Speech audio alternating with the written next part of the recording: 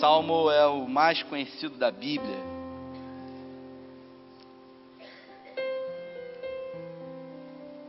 Esse texto é decorado por muitos, pregado em todos os lugares. Eu já ouvi sermões do Salmo 23 em muitos casamentos, em muitos velórios, em hospitais. Já tive a oportunidade de ir em casas de muitas pessoas e a Bíblia está aberta no Salmo 23 lá, cheio de poeira em cima, mas está aberta. E eu queria nessa noite falar sobre esse Salmo de Davi, que é tão rico, e trazer algumas concepções de Davi. Eu trouxe a Bíblia do Eugene Peterson, do Matthew Henry, que é uma Bíblia muito rica, e eu queria que você acompanhasse comigo.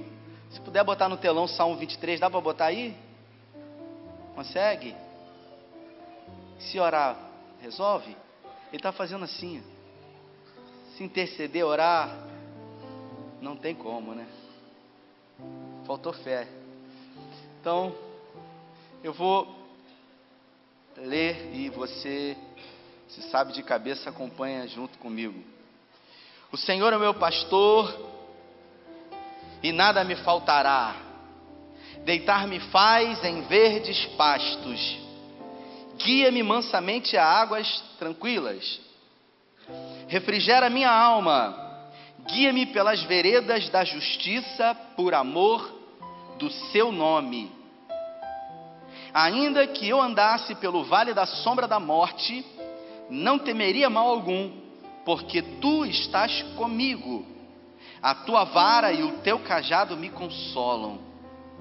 Preparas uma mesa perante mim, na presença dos meus inimigos. Unge minha cabeça com óleo, e o meu cálice transborda. Certamente que a bondade e a misericórdia me seguirão todos os dias da minha vida, e habitarei na casa do Senhor por longos dias. Eu queria ainda orar. Pai, essa é a tua palavra. Um texto muito conhecido, mas eu peço que nessa noite, como palavra de Deus, como boca do Senhor, que o Senhor fale conosco e delibere dos céus uma porção para cada um que está aqui, que possamos ser saciados, que possamos sair daqui com a certeza de que o Senhor é o nosso pastor, entendendo numa ótica um pouco diferente o Salmo 23, mas muito mais do que isso, o pastor do Salmo 23. Essa é a nossa oração em nome de Jesus. Para a gente entender um pouquinho esse contexto do Salmo, alguns estudos, não tem nenhuma comprovação, dizem que Davi escreveu esse Salmo no momento que ele se encontrava em um oásis. No meio do deserto, ele se encontrava refugiado num oásis, num lugar que havia bastante vegetação, havia água, provavelmente algum alimento ali, e ele se encontrava ali. E num determinado momento, Davi ele percebeu que ele estava cercado por muitos inimigos que não viam que ele estava ali. Foi Davi que escreveu esse salmo, e o que faz o Salmo 23 fascinante é que Davi ele era um pastor de ovelhas. Durante toda a sua infância, ele foi pastor de ovelhas, ele foi preparado pelo seu pai para cuidar de ovelhas. Então Davi ele conhecia muito o trato das ovelhas, ele era um bom pastor. Quando ele foi comissionado pelo Senhor, lá em 1 Samuel, o texto diz que ele cuidava das ovelhas do seu pai, e ele defendia com unhas e dentes essas ovelhas, ele cuidava bem das ovelhas do pai. Então Davi ele sabia o que uma ovelha precisava. Só que a forma como ele escreve aqui, ele escreve não da condição de pastor, mas sim na condição de ovelha de um pastor maior que é Deus. Davi, quando escreve o Salmo 23, ele se coloca na posição de ovelha. Eu não sei se você sabe, a ovelha não é um animal muito inteligente. apesar de nós sermos chamados de ovelha, a ovelha não é muito inteligente. Eu acredito que nós não somos também muito inteligentes, porque nessa relação de pastor e ovelhas, a gente vive fazendo coisas que não é para a gente fazer e dando trabalho para o nosso pastor. Muitos de nós somos teimosos, muitos de nós somos fujões, alguns de nós somos briguentos. Então a gente vive dando trabalho para o nosso pastor. A ovelha ela não é muito inteligente, mas a ovelha ela tem uma capacidade auditiva muito boa. Ela não enxerga muito bem, mas ela ouve muito bem e ela tem uma sensibilidade muito grande no olfato. Por isso que a ovelha ela vive se perdendo. A ovelha é um animal que necessita de cuidados de perto. Ela precisa de um trato de perto a todo momento. A ovelha ela come qualquer tipo de coisa que tiver pela frente. Então o pastor ele tem que estar próximo. Se tiver alguma erva que possa produzir algum dano na ovelha, o pastor ele tem que tirar, porque senão ela come. É um animal que precisa de um cuidado de perto. E Davi aqui então ele externa a primeira colocação do versículo 1. O Senhor é o meu pastor e de nada terei falta. Em algumas traduções, nada me faltará. Quando eu leio essa tradução, o Senhor é o meu pastor e de nada tenho falta, logo na minha cabeça vem um paradoxo. Porque quantos têm o Senhor como o seu pastor? Levante sua mão. Quantos têm? Todos. Acho que tem gente que não tem, não. Espero que não esteja bodes aqui em nosso meio hoje. Se temos o Senhor como nosso pastor, e o salmista diz que o Senhor é o meu pastor e de nada eu tenho falta, há um paradoxo aí, porque na minha vida existem muitas faltas, eu não sei na sua, mas na minha vida eu tenho muito menos do que gostaria, eu tenho muito menos do que eu desejo, eu tenho muito menos do que eu oro, do que eu peço a Deus. Eu não sei se você é assim, eu não sei se você já até ouviu isso, mas a verdade é essa, que existem coisas que eu quero e eu não tenho. Então eu não posso dizer aqui que o Senhor é o meu pastor e de nada eu tenho falta, porque eu tenho falta. Mas Davi, quando faz a declaração de que o Senhor é o pastor da vida dele e que nada falta na vida dele, é porque se ele é uma ovelha e existe um pastor que cuida dele, esse pastor está dando para ele tudo que ele precisa. Talvez não esteja dando para ele aquilo que ele quer, mas sim dando a ele aquilo que ele precisa. Isso quer dizer que você que está aqui me vendo e ouvindo, e você é pastor do Senhor, Deus ele tem dado a você tudo que você precisa. Talvez existem algumas coisas ainda que são necessidades para você, mas se você não recebeu, é porque Deus achou que você ainda não está pronto ou você não precisa disso. Porque tudo que você precisa, Ele tem dado a você. E a prova disso é que você está aqui sendo alimentado por Ele nessa noite. Por isso o Senhor é o meu pastor e de nada eu tenho falta. Não falta nada na minha vida, não falta nada na minha casa, não falta nada que na concepção de ovelha, para um pastor que gere o cuidado sobre ela, ele vê e diz, não precisa. Talvez algumas coisas que desejamos apenas vão se transformar em distrações, para que a gente venha perder o foco, para que a gente por algum momento se desvie do caminho.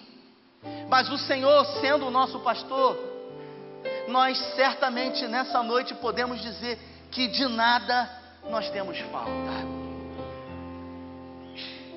No versículo 2 ele diz,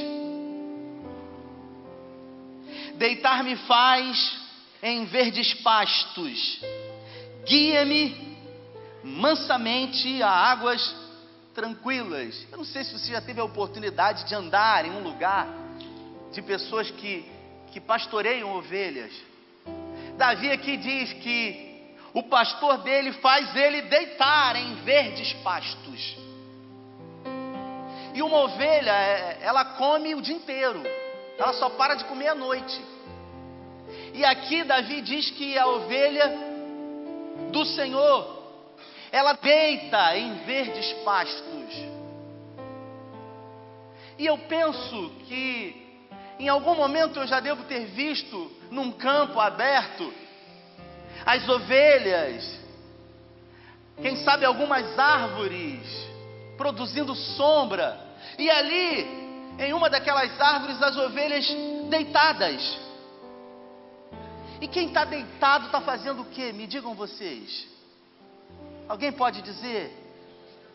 Descansando. Isso quer dizer que o meu pastor, ele produz em mim descanso. Além de alimento, além de pasto verdejante, ele produz para a minha vida descanso. Ele é descanso para mim e para você.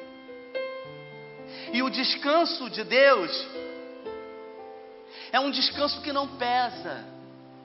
É um descanso que não nos faz viver uma vida ansiosa e preocupada, roubados por nós mesmos. É um descanso que nos condiciona a colocar a nossa esperança e expectativa nele. Porque se hoje tem alimento e eu tenho um pastor que cuida de mim, amanhã também vai ter. A ovelha é um animal que vive, que ela precisa necessariamente de estar em movimento.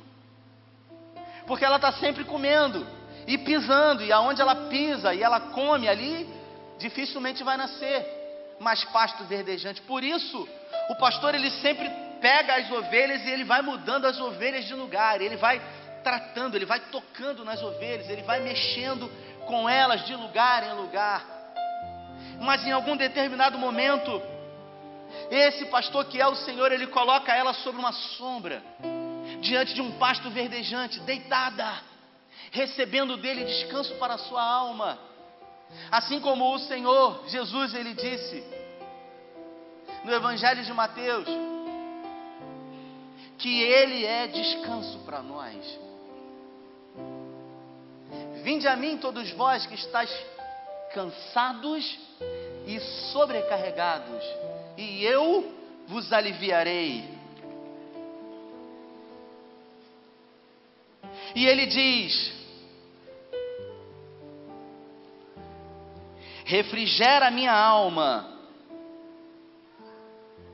guia-me pelas veredas da justiça por amor ao seu nome. E é incrível o que o Matthew Henry fala, porque ele diz que refrigerar a alma não é você entrar num ambiente fresco, não é você entrar num lugar onde existe uma climatização, como aqui, por exemplo.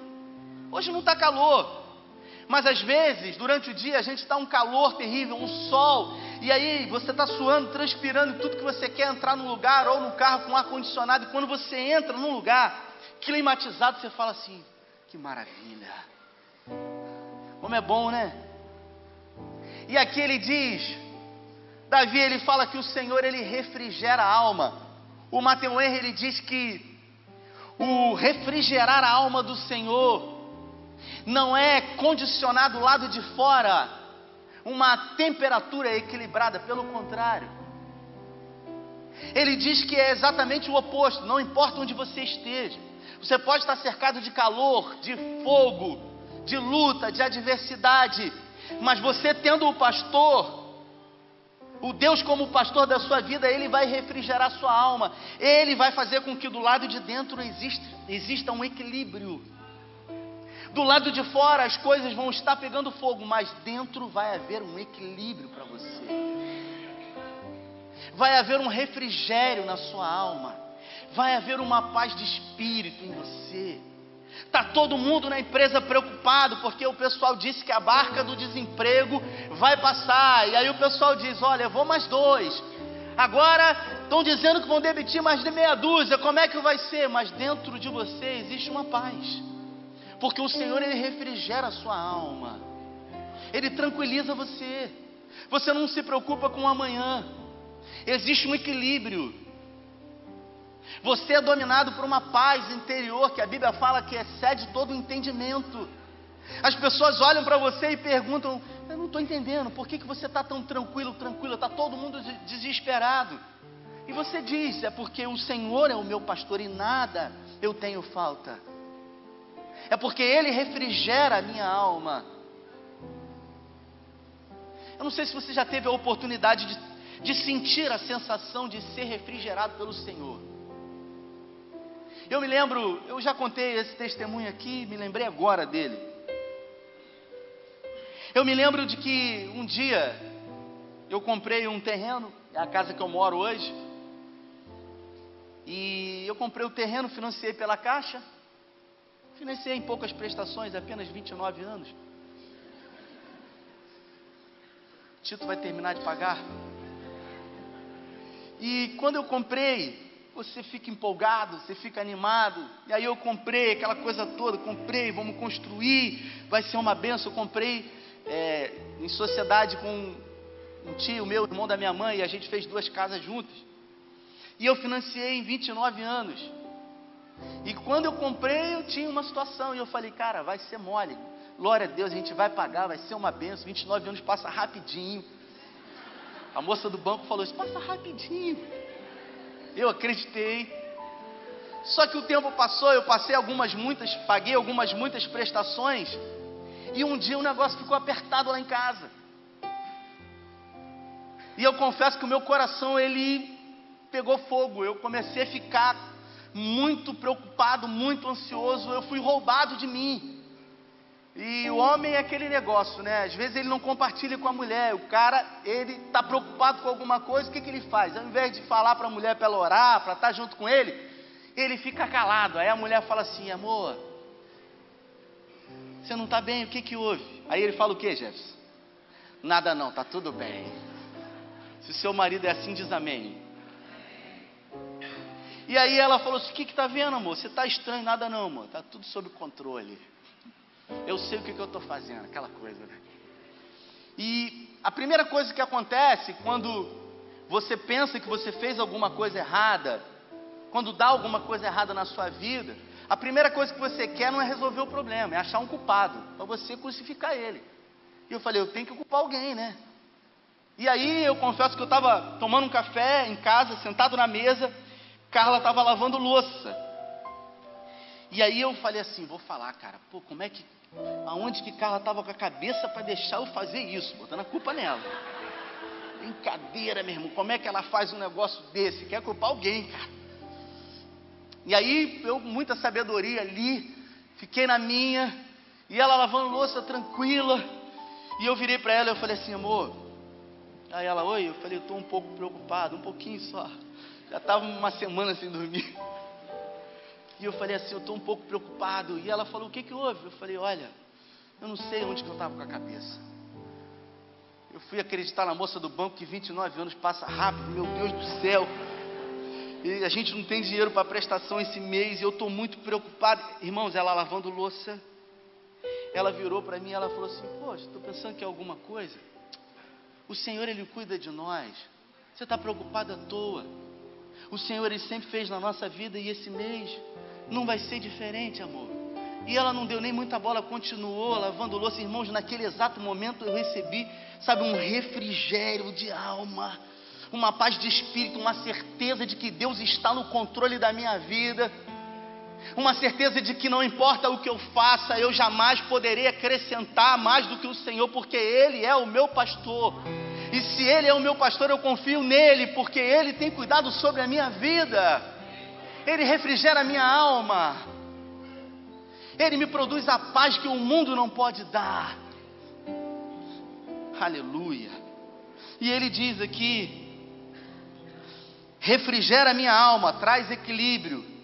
E ainda diz: guia-me pelas veredas da justiça, por amor ao seu nome. Irmãos, só é guiado por alguém quem tem a capacidade e a humildade de reconhecer que não sabe o caminho.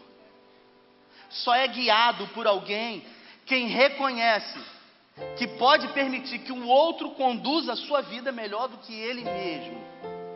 E eu quero abrir um parênteses aqui, para você que ainda não entendeu o que é confiar totalmente em Deus. Confiar em Deus é depender dEle, é entregar a sua vida para Ele, descansando nele, na certeza de que Ele cuida da sua vida melhor do que você mesmo. E se a gente observar, a gente confia em todo mundo, e às vezes a gente não confia no Senhor.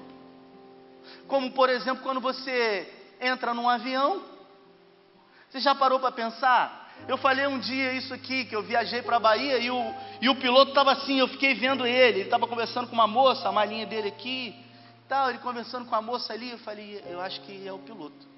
Tinha uns comissários do lado, e ele, barbinha branca, né, e tal, eu falei, rapaz, esse cara deve ser o piloto.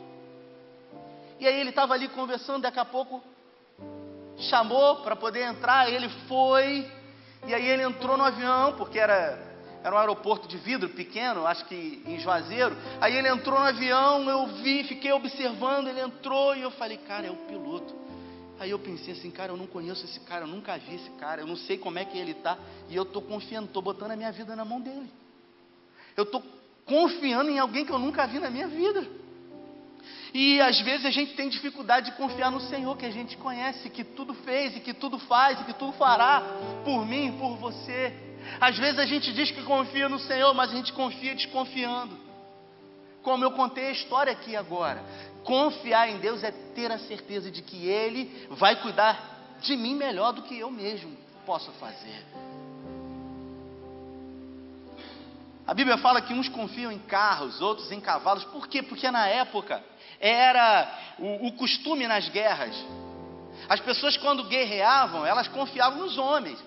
Uns confiavam em carros, em cavalos. Quem tinha mais cavalo confiava. Quem tinha mais carro confiava.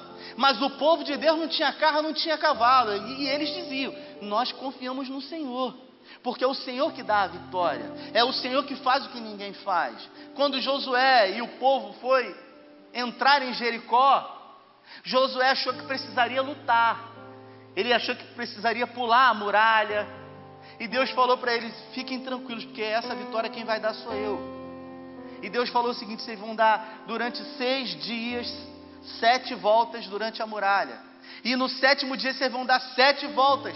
E depois disso os sacerdotes vão estar na frente e vocês vão dar um alarido de guerra, de vitória.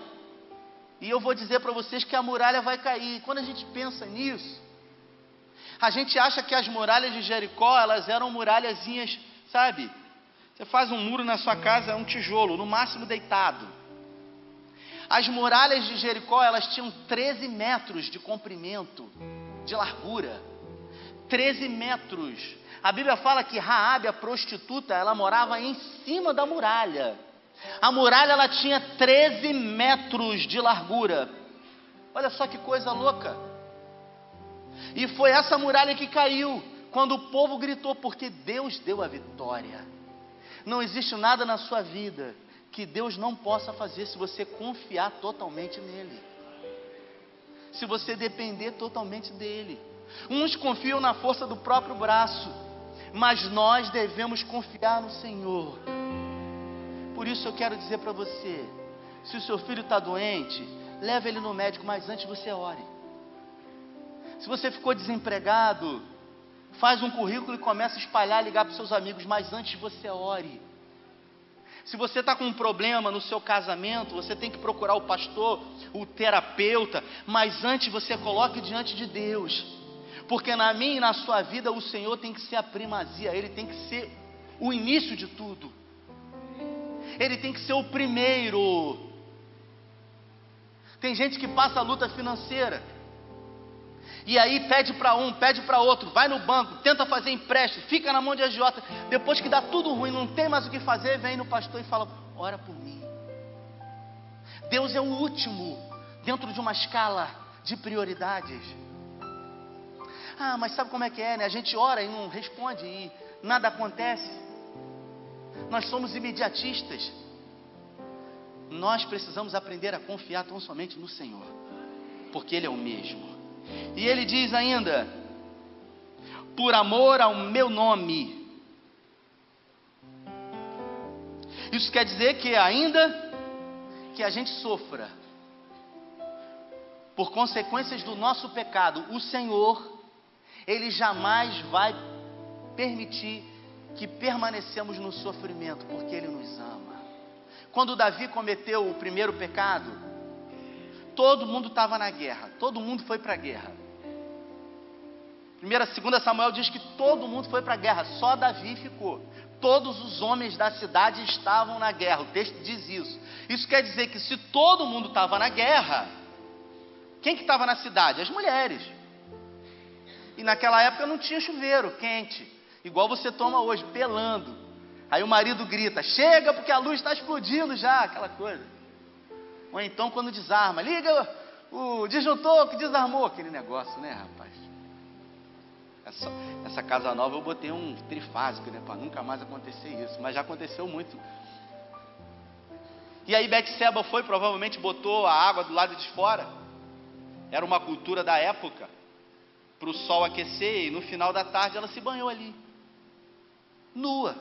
Não tinha homem na cidade, estava todo mundo na guerra. Davi, que tinha que estar na guerra, não estava à toa em casa, olhou ela, chamou ela. Aí ela veio, teve relação sexual com ele pecou. Davi cometeu o primeiro pecado e depois ele cometeu o segundo pecado, que foi querer matar o cara, resolveu o problema entre ele mesmo ali. Ele falou, traz Urias. Aí chamou Urias, perguntou sobre a guerra, aí falou para ele, tá, pode dormir com a sua esposa. Só que Urias tinha caráter. Davi havia se deformado. E aí Urias ficou na porta do palácio. Davi na segunda noite falou o seguinte, chama ele, porque a gente vai dar um mé para ele beber, porque ele se anima e vai dormir com a mulher dele. Mas Urias tinha caráter. E a Bíblia fala em 2 Samuel que Urias, ele era um dos 30 valentes de Davi, um dos 30 melhores. Quando a gente peca, a gente perde a cabeça, irmãos. A gente faz loucuras. E o texto diz que depois de pecar, matar, ficar com a mulher do cara, Natan foi lá e confrontou ele face a face. E contou uma história para ele, disse que tinha um cara que tinha muitas ovelhas, tinha muitos animais, e tinha um que só tinha uma ovelhinha. E aí veio uma pessoa de fora, e esse cara que tinha muitas ovelhas, ele pegou a ovelha desse cara que só tinha uma, e fez um banquete para esse cara que chegou de fora. O texto diz que Natan, quando falou isso, Davi se levantou do trono e falou, me diga quem é, porque eu mesmo matarei. Natan falou, é você, Davi. Você foi pegar a esposa do cara. Você com seu harém particular, com todas as mulheres que você poderia ter. E naquele momento, irmãos, esse homem aqui que escreveu o Salmo 23, o texto diz que ele se prostrou, ele se lançou em terra, ele rasgou a sua roupa, e ele clamou a Deus, clamou ao Senhor para que tivesse misericórdia da vida dele. Davi, ele não queria o trono, ele já não estava mais preocupado com a fama, com a reputação. Ele sabia que ele havia se desviado do Senhor. E esse salmo ele diz, guia-me pelas veredas por amor ao teu nome. Isso quer dizer que Deus é fiel a você, não é por causa de você. Porque ele foi fiel a Davi, não por causa de Davi, porque Davi não merecia. Deus é fiel a mim e a você por amor ao nome dele. Porque ele é fiel ao nome dele, isso é do caráter de Deus. Isso quer dizer que mesmo você sendo infiel, Deus continua sendo fiel a você. Mesmo você não fazendo por merecer, o seu pastor continua cuidando de você, da sua casa, da sua família, do seu casamento, da sua empresa. Porque ele é fiel ao nome dele. Em Apocalipse diz que dentre muitos nomes, o seu nome é fiel. Deus é fiel. A gente quando ouve essa expressão já banalizou ela, mas Deus é fiel. Ele é fiel a Ele mesmo. Provérbios 28 diz, o que encobre as suas transgressões nunca prosperará, mas o que confessa e deixa, alcança a misericórdia. Davi confessou e deixou e alcançou a misericórdia do Senhor. Aleluia. No 4 ele diz, ainda que eu ande pelo vale da sombra da morte, a tua vara e o teu cajado me consolam. Isso quer dizer que ainda que eu esteja em perigo, ainda que circunstâncias adversas cheguem à minha vida, eu não vou temer. Ainda que o desemprego aumente no Brasil, ainda que a inflação aumente, ainda que o dólar venha a subir, eu não vou temer. Eu vou confiar, porque o Senhor, Ele não se abala quando os governos se abalam. Deus, Ele não perde o controle quando eu e você perdemos o controle. Ei, escute isso. A melhor coisa que você pode fazer nessa noite é entregar o governo da sua vida nas mãos do Senhor. Eu falei ontem lá na inauguração da igreja do Jardim Esperança. É inconcebível você imaginar que Deus manda um homem construir um barco grande, botar um monte de animal ali dentro, a família dele toda, um dilúvio danado, e o barco começa a andar no meio de uma tempestade, ventos terríveis, ventos fortes, trovões, ondas gigantescas, e o barco não afunda. Já parou para pensar nisso? A arca não afundou, irmãos. Sabe por quê? Porque quem estava no controle, no comando da arca é o bom pastor. E se o bom pastor, mesmo sem leme, no barco da sua vida tiver o controle, não vai afundar no nome dele, porque ele tem um controle de todas as coisas. Agora, meu irmão, a sua vida, você pode ter lancha, pode ter iate, pode ter o que for, pode ter bússola, pode ter sonar, pode ter esses negócios todos. Se você confiar em você, você vai afundar. Agora, se confiar no bom pastor, pode não ter leme, cara. Pode vir vento, tempestade, o que for. Ele estando no controle, nada vai acontecer de mal. Aleluia. E ele diz: porque tu estás comigo. Tu estás comigo. Mateus 28, o último versículo diz que Jesus: eis que eu estou convosco todos os dias até a consumação dos séculos. Estou cansado de dizer isso aqui.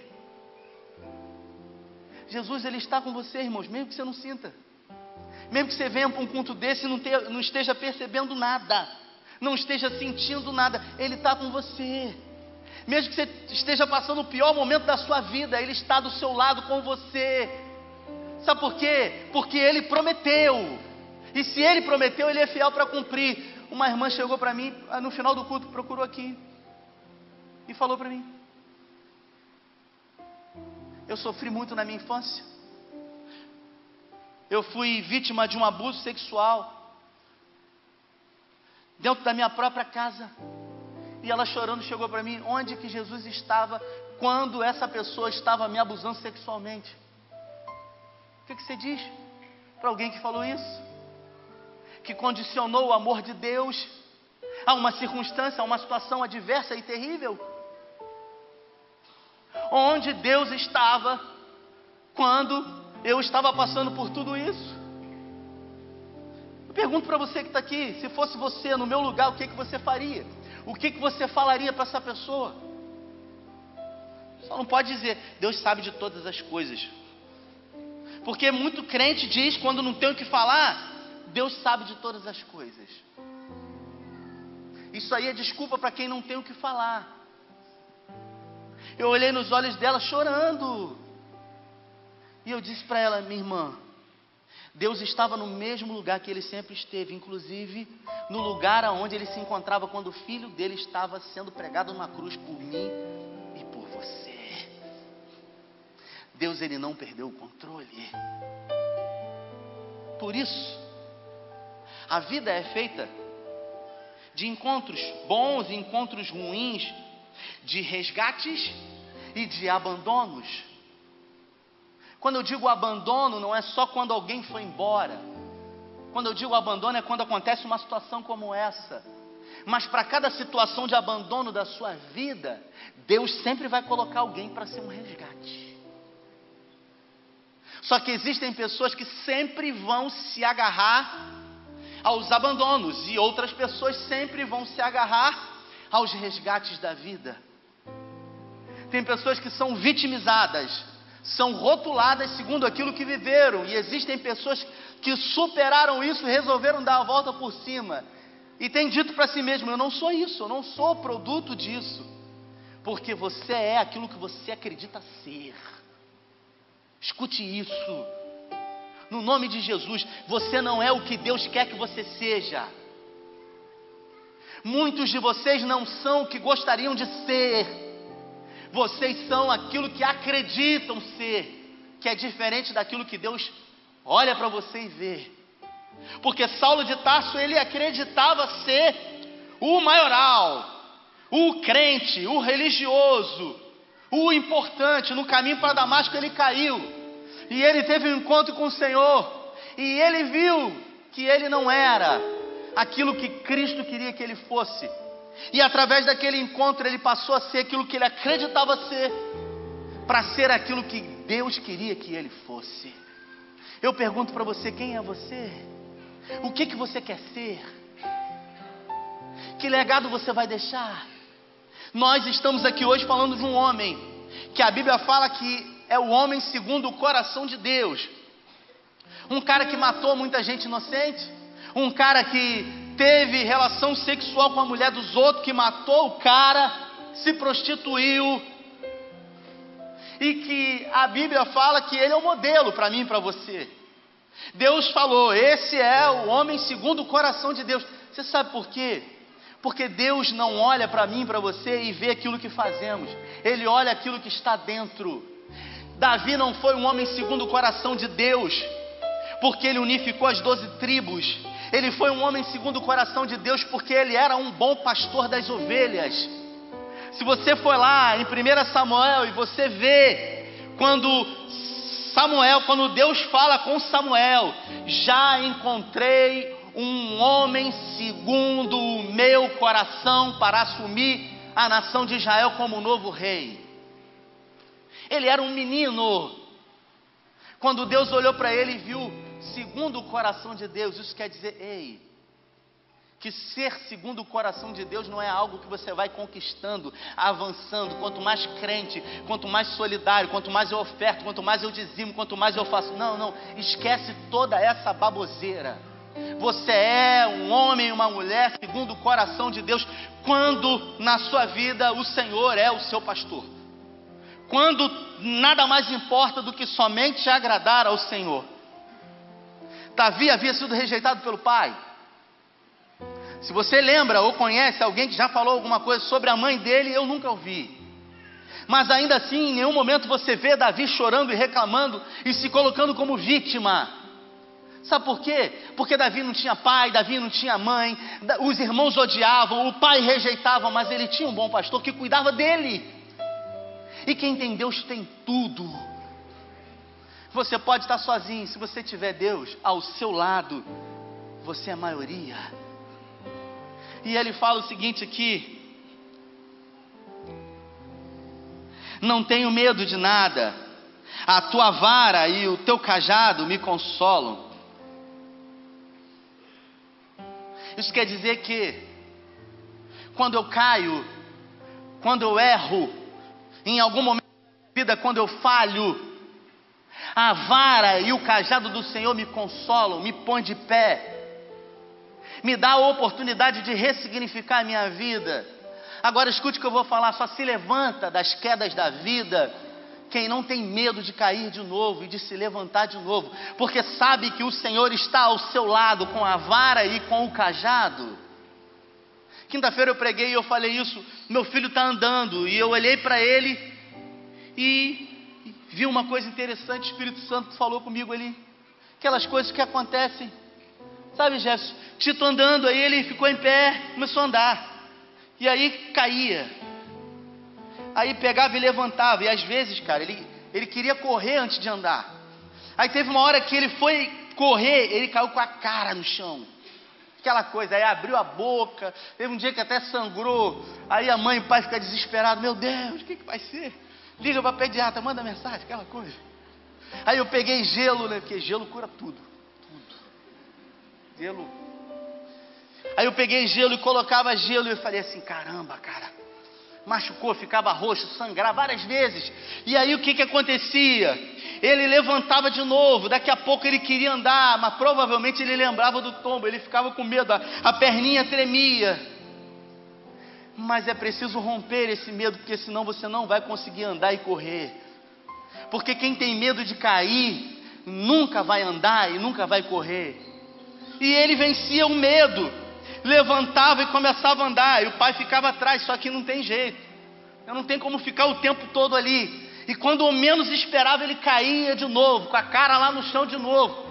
E caiu uma, caiu duas, caiu no porcelanato, caiu no cimento, caiu no tapete, caiu no sofá, até o momento em que ele não desistiu. Talvez porque ainda não entende o que a gente fala. Em alguns momentos eu falava, não faz isso, ele não entendia. Então quando você não entende aquilo que todo mundo está dizendo que não vai dar certo, e você insiste porque Deus está com você, Deus vai dar vitória para você. Agora, se toda hora você ficar ouvindo as vozes de pessoas que não tentaram, que não conseguiram e que estão preocupados com o que você está fazendo, você não vai para lugar nenhum. E hoje, Tito começou a andar e ele já está querendo correr. E eu falei, é isso que eu preciso, Senhor. Porque todas as vezes que eu cair, a tua vara e o teu cajado me consolam. O nosso Deus, Ele é consolo, Ele é conforto. E eu quero, no nome de Jesus, dizer para você que Deus trouxe você aqui para trazer consolo sobre a sua vida, para trazer conforto sobre a sua história, porque Ele é o pastor da sua casa, Ele é o pastor da sua vida, Ele é que tem cuidado sobre você e sobre os seus. Davi caiu, Davi se arrebentou, mas Deus teve misericórdia e compaixão dele. As consequências, elas vão ficar, irmãos, mas o amor de Deus por nós, ele não depende de consequências. Depois da queda, Natan falou para ele o seguinte, olha, Deus não se agradou do que você fez, e por causa disso, Davi, Deus não vai tirar o trono de você, mas a espada não vai se apartar da tua casa e da tua descendência.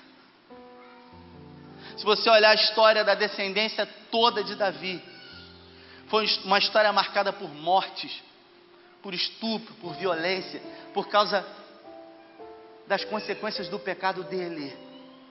Agora, Davi, um homem que teve a capacidade de reconhecer quem era Deus, e quando se afastou de Deus e foi repreendido, se colocou na posição de pastor e falou assim, o Senhor é o meu pastor, e de nada terei falta, é Ele que me guia pelas veredas da justiça por amor ao seu nome. Aleluia, glória a Deus. Vou chamar o ministério de louvor aqui. Preparas uma mesa perante mim na presença dos meus inimigos.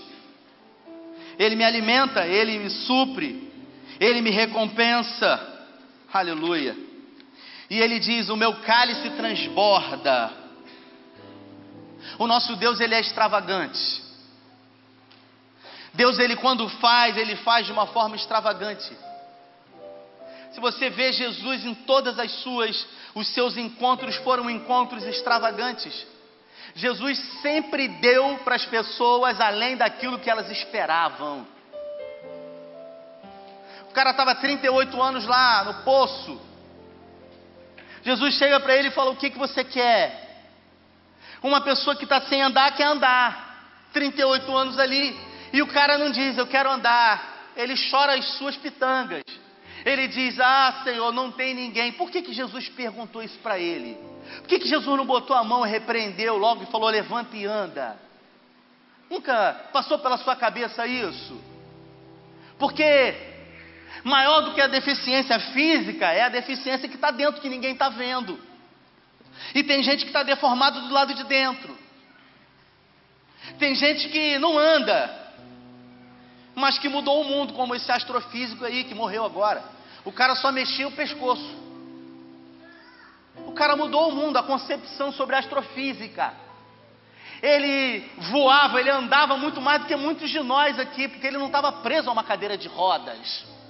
E tem gente que anda, que o corpo é físico, mas tem uma concepção deformada de si, do pastor, de Deus, da vida. Por isso Jesus, quando Ele olha para as pessoas, Ele cura primeiro dentro, porque do lado de fora é consequência. Aleluia. E Ele diz o seguinte, o meu cálice transborda. Versículo 6. A bondade e a misericórdia, eu vou usar a tradução do Eugene Peterson, correm atrás de mim. A tradução do Eugene eu acho incrível, porque ela diz o seguinte: a tua bondade e a tua misericórdia correm atrás de mim, por onde quer que eu vá. Vem cá, Jefferson, por favor, vem cá. Vem cá, Barreto, cadê Barreto? Vem cá, nós vamos adorar. Eu queria que você entendesse, pode subir aqui.